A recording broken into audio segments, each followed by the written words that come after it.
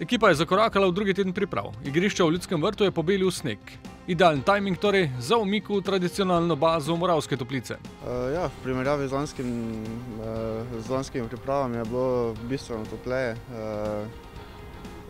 Igrišče je bilo dobro, tako da smo imeli res dober teden priprav in jaz verjamem, da bo isto naprej.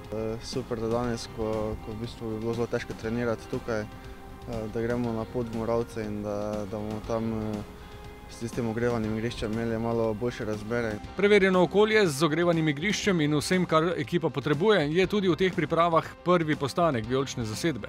Kader igralcev je od drugega tedna naprej nekoliko spremenjen, tako da je v Prekmurje odpotovalo 26 nogometašev, med njimi tudi zadnji novinec Saša Ivković. Tokrat smo želeli kader malce zmanjšati, lažje bomo delali, oni bojo poskušali morebitno v nekih novih sredinah najti več minut, opozoriti nase.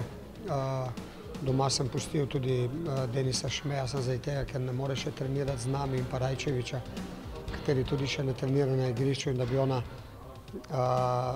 oba dobila dovolj treninga in dovolj terapij. Sicer pa nogometaši že komaj čakajo sredo, ko bo na vrsti tudi prva pripravljalna tekma. Začeli smo dobro počasi, tako da gremo iz tedna v teden, stopnjujemo ritem, treningov intenzivnost, tako da sedaj smo v drugi fazi, prišli smo tukaj v Moravske. Začenjamo s to fazo, ko tudi pridejo same tekme in tukaj se začne potem tudi bolj uživati, ker na tekme lahko pokažeš, kaj znaš, in to je to.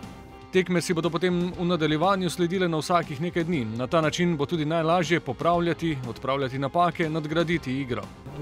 Praksa je, da zelo hitro začnemo s tekmami, da skozi tekme potem tudi najhitreje stvari popravljamo, najlažje popravljamo, najboljše se dobi občutek, oziroma skozi tekme bomo prišli v formo.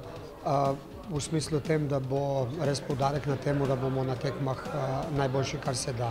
Za prvi test je sicer znova prišlo do spremembe nasprotnika. Prvi tekmec v pripravljalnem obdobju bo tako slovenski drugoligaš Radomlje. Tekma bo v sredo ob 15. v Ljudskem vrtu in bo odprta za javnost.